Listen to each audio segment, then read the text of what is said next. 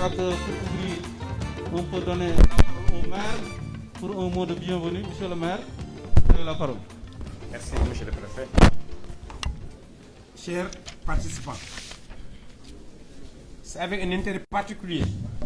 que nous prenons la parole pour le maire Amadou Mansour Faye, retenu par ce charge des ministres des infrastructures dans le nord du pays, avec la tournée économique de son Excellence, Monsieur le Président de la République Macky Sall,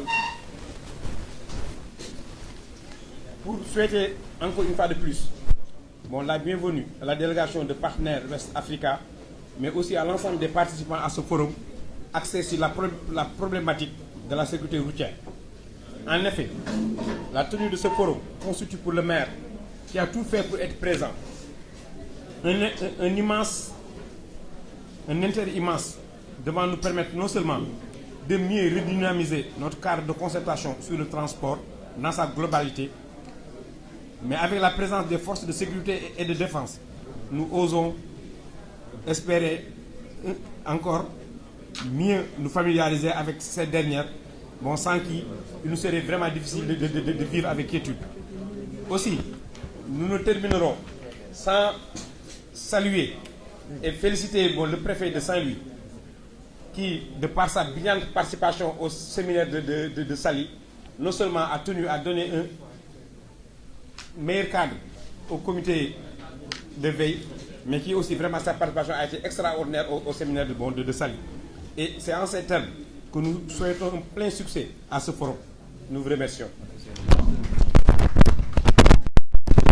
Monsieur le maire, je voudrais également saluer la présence du président du conseil communal de la jeunesse. Donc je crois que voilà, c'est une co-organisation avec cette importante institution. Nous donnons la parole à madame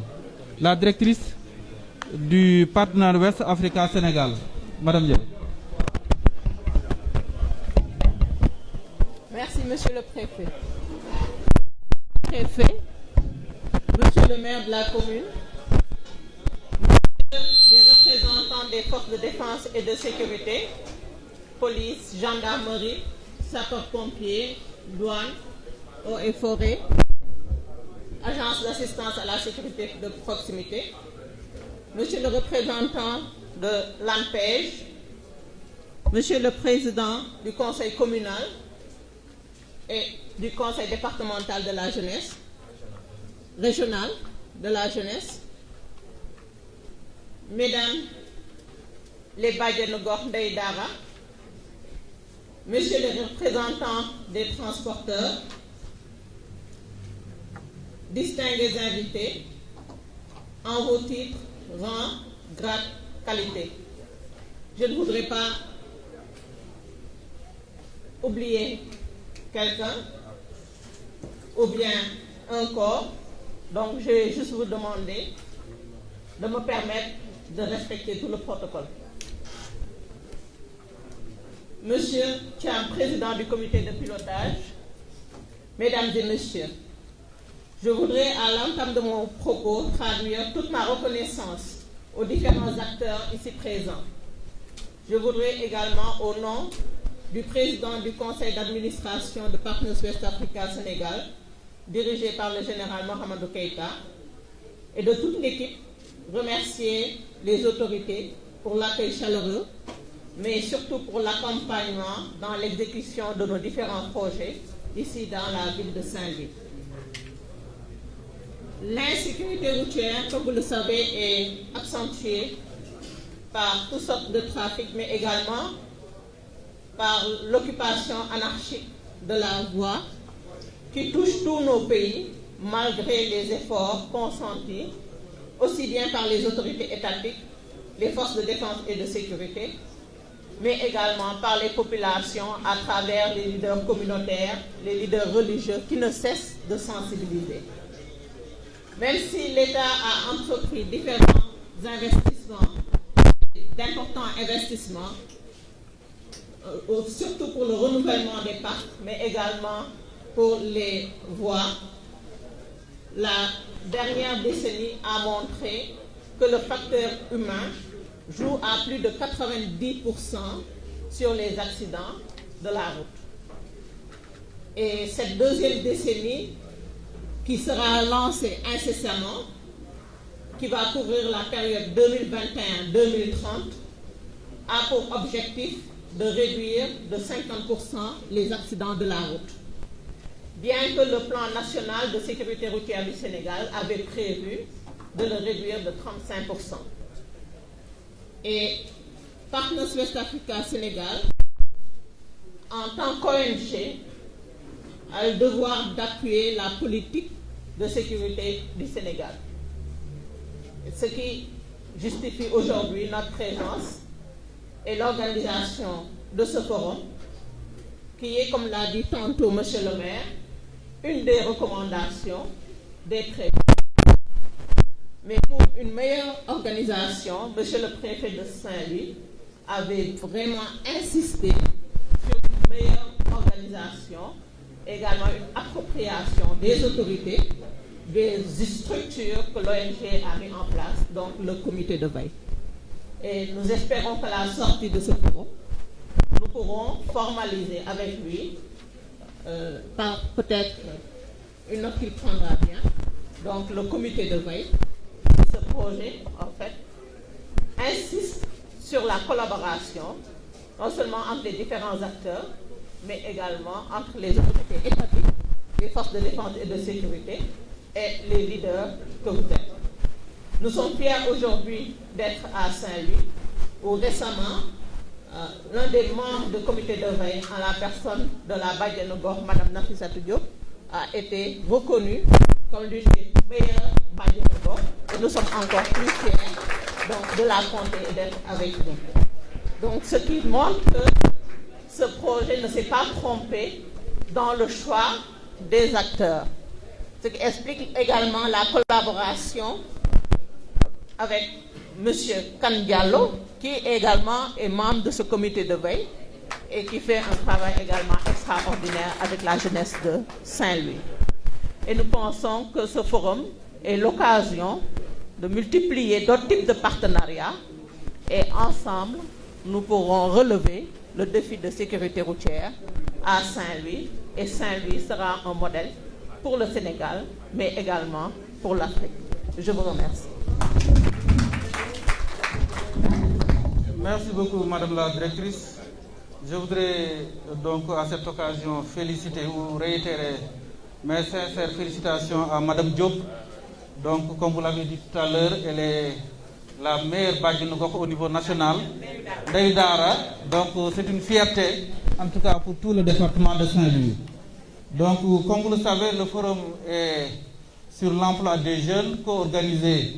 par le Conseil communal de la jeunesse avec Partners West Africa. Donc, tout à l'heure, nous avons donné la parole au maire pour son mot de bienvenue. La parole est également donnée à la directrice du partenariat, mais nous allons également poursuivre donc, les allocutions dans la parole au président du Conseil communal de la jeunesse. Kane Diallo, vous avez la parole. Monsieur le préfet du département de Saint-Louis, Monsieur le maire de la commune de Saint-Louis, Monsieur Lati, représentant du maire et membre du comité de pilotage, Monsieur le président du conseil régional de la jeunesse,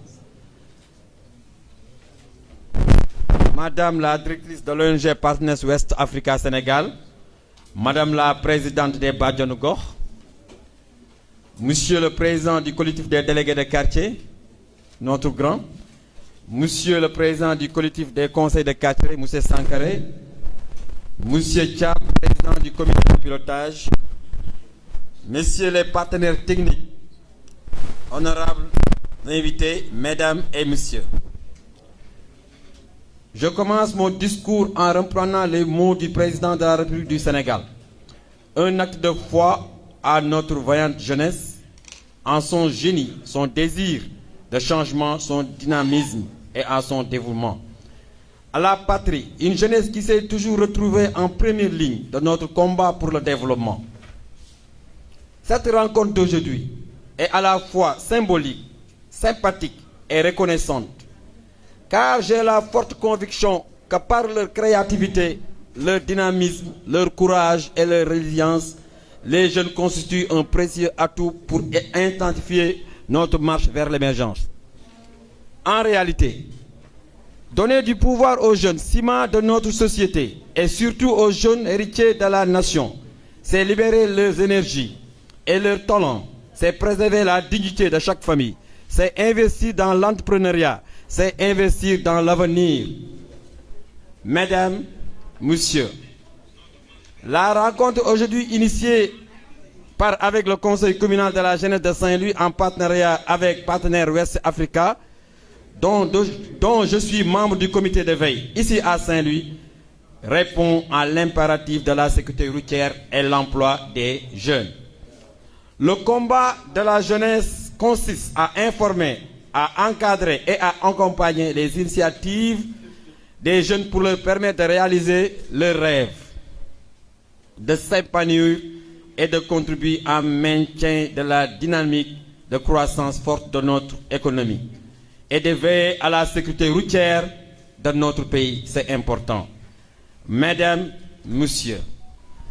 je ne saurais terminer sans pour autant remercier toutes les autorités et les partenaires qui ont honoré de leur présence. Madame la directrice exécutive de l'ONG Partenaires West Africa Sénégal et son équipe, le comité de veille de Saint-Louis, le bureau du conseil communal de la jeunesse présent et les invités, je vous remercie. dama koy wax ci olof rek parce que am na ñuy nekk ci salle bi te dégguñu tubaab damay gërëm ñi fi nekk ñëpp di wax ni daal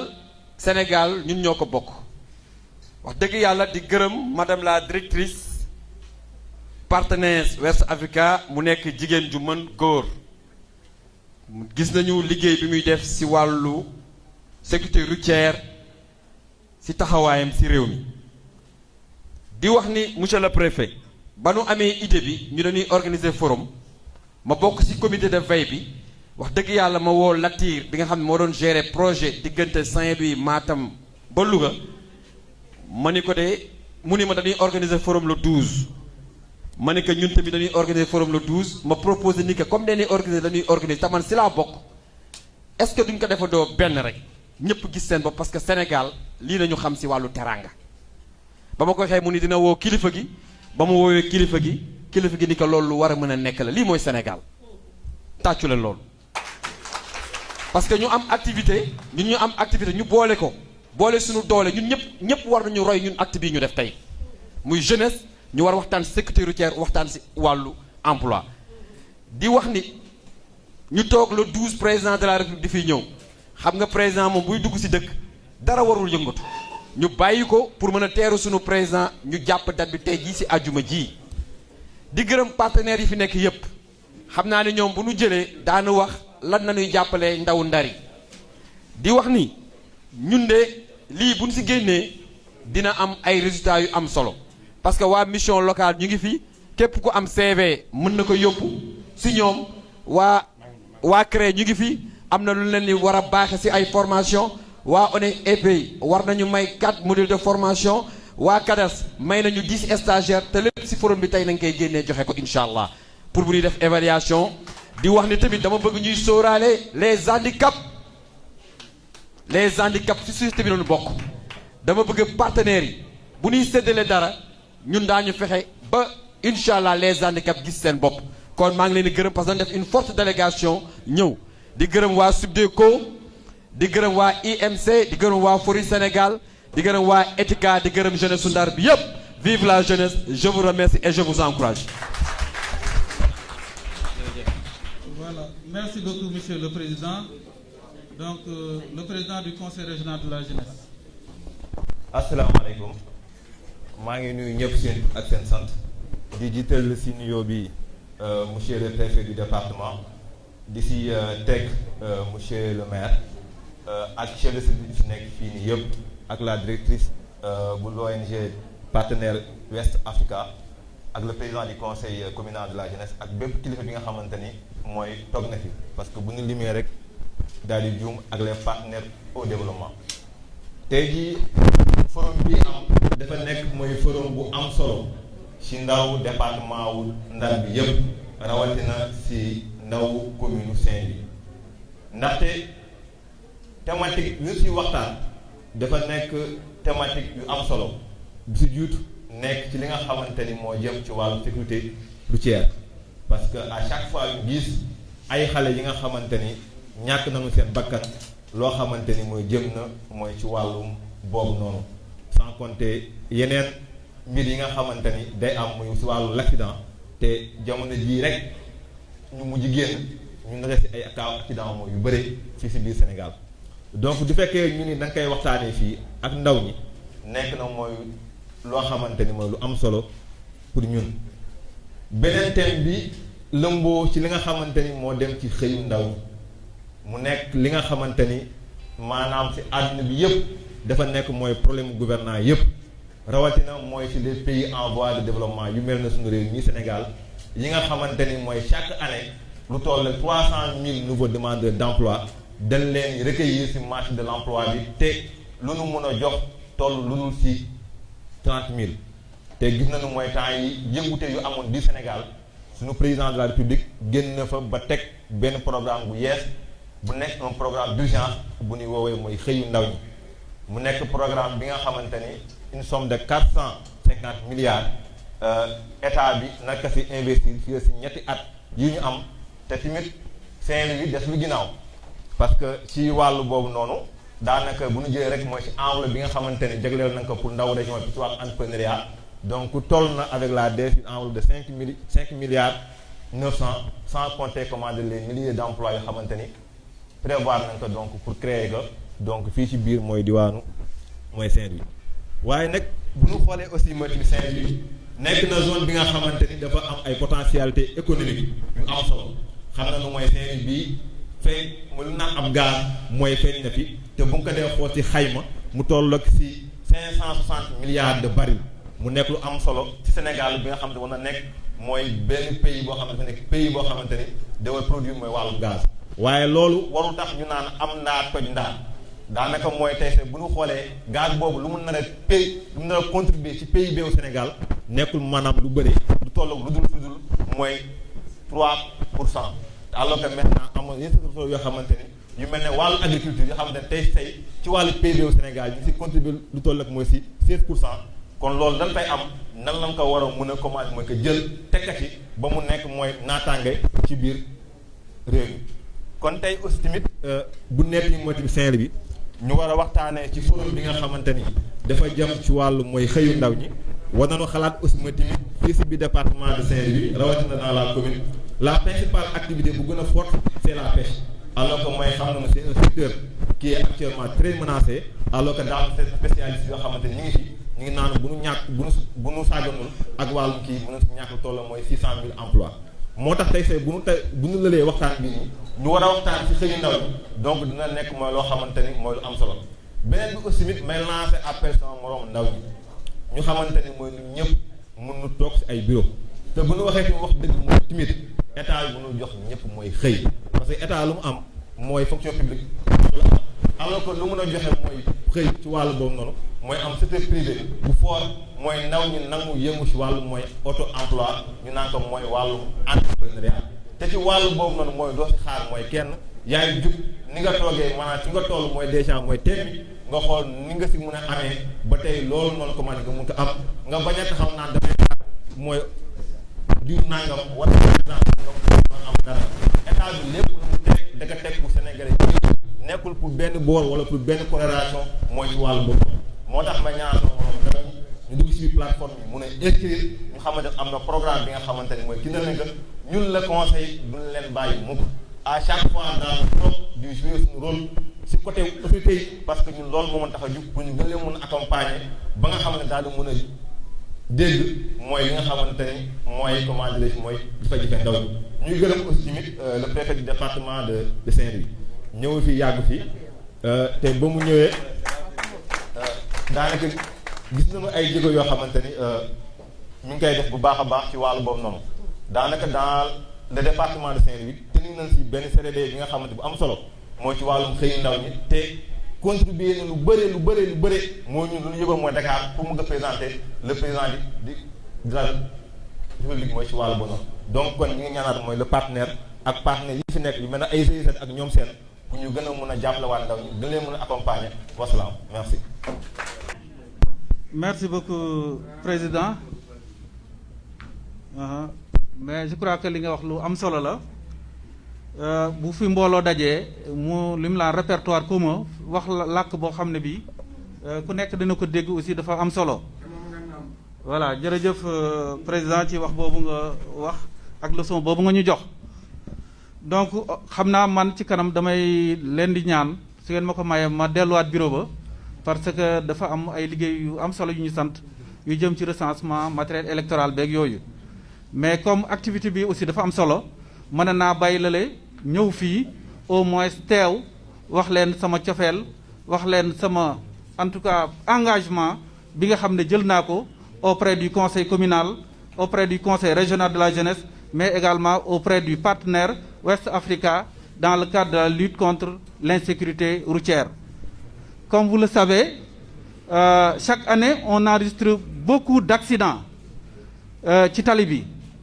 at bu nekk dañuy gis ne ay accidents yu bari day xew ci tali bi li ko waral ñu bari xam nañ ko d'abord chauffeurs yi mën nañu wax ci chauffeurs yi mën nañu wax ci tali bi mën nañu wax ci oto bi parfois mën na màgget boo xam ne bii boo ko dawalee mën nga def choc tali bi mën na yàqu boo xam ne bii mën nga ci jaar mu am problème chauffeurs yi am na chauffeurs yoo xam ne mook ñoo mën a yem mënuñoo dawal donc yooyu c'est des sources donc d'insécurité routière beneen bi mooy l'occupation anarchique de la voie publique donc da ngay daw ci biir dëkk bi rek parfois nga gis ñu teg ay table wala yenn bagage yoo xam ne ci presque ci kaw tali bi la en tout cas jege na ko lool ci trottoir yi soo defut attention mën nga def choc donc l'occupation anarchique de la voie publique aussi est une source en tout cas d'insécurité routière. La corruption, vous connaissez ce que c'est, la corruption constitue également une source d'insécurité routière. La méfiance entre les populations civiles et les forces de défense et de sécurité également constitue un élément qui peut saper le niveau de sécurité routière. La migration clandestine, le trafic, que ce soit le trafic de bois, le trafic de drogue, le trafic de devises, donc toutes ces formes de trafic constituent également des sources d'insécurité routière. boo jàppee loolu nga xool partenariat West Africa rôle bu am solo bi nga xam ne da ko ciy joué mooy profité di ko sant di ko gërëm parce que le plan d'action qu'on avait retenu à Mbour est en train d'être respecté. Donc madame la directrice, monsieur le président du comité de pilotage, donc je vous remercie vivement par rapport au respect des recommandations que nous avons formulées donc lors de l'atelier à Saly. Et aussi le plan d'action donc qui reflète votre démarche participative et inclusive dans le cadre de la mise en œuvre des missions. bu ngeen xoolee plan d'action bi ni ñu ko tëggee ñi nga xam ne ku ci war a bokk boole nañ la ci ba tax na lii ñoom ñuy dérouler ñun suñu bëgg-bëgg la ndax ñun ñoo ko sàkkoon fële le maire le représentant du maire ak man bi ñu demee participer foofu dama naka nañ ñëw ba Saint-Louis waa Saint-Louis ñoo xam li ñu bëgg bu ko defee ci biir waxtaan bi li ñu bëgg ñu wax la ko ngeen jëfee ko yéen a yore seen xaalis certes mais ñun ñoo yore suñu bëgg-bëgg te seen xaalis ak suñu bëgg-bëgg suñ ko boolee war nañu mën a dérouler activité yi normalement. Donc madame Ndiaye fekk ñu ci loolu le président du comité de pilotage également ñëw fekk fi aussi les responsables des jeunes que ce soit au niveau du du conseil communal de la jeunesse Diallo ou du président donc du régional de la jeunesse. Parce que aussi ça c'est une forme de mutualisation des moyens. Donc lu kenn man ñaara ko dàq. ñoom il pouvait faire tout seul, le conseil communal ou le conseil régional pouvait également faire tout seul. Mais le fait de mutualiser les moyens, boole seen doole, xàccendoo dóorandoo, moi je pense que c'est une approche qu'il faut saluer et c'est salutaire. muy la am solo donc maa ngi leen ci sant baax di leen di gërëm ci cette vision là bi ngeen am. beneen bi mooy le thème sur l'emploi des jeunes. Je crois que le président régional du conseil régional wax na ko. dafa nekk benn problématique boo xam ne bii les plus hautes autorités du Sénégal daf leen a préoccupé boo xoolee on a mis en place un pôle emploi entrepreneuriat qui est fonctionnel au niveau de Saint-Louis. Et ce pôle regroupe différentes structures d'appui, d'insertion et d'accompagnement des jeunes. Ci structures yooyu dañ ci gis DER, dañ ci gis ANPEJ, dañ ci gis 3FPT, ONFP, FONGIP, etc. Nous, en tant que préfet, nous sommes chargés de la coordination de l'action du pôle emploi entrepreneuriat au niveau du département. Et nous sommes tenus tous les 3 mois d'organiser, de provoquer une réunion de coordination.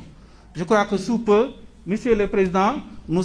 allons vers notre première réunion de coordination regroupant l'ensemble des structures d'insertion, d'emploi, d'encadrement, d'appui, de financement des jeunes. Kon xalé yi ngeen gis né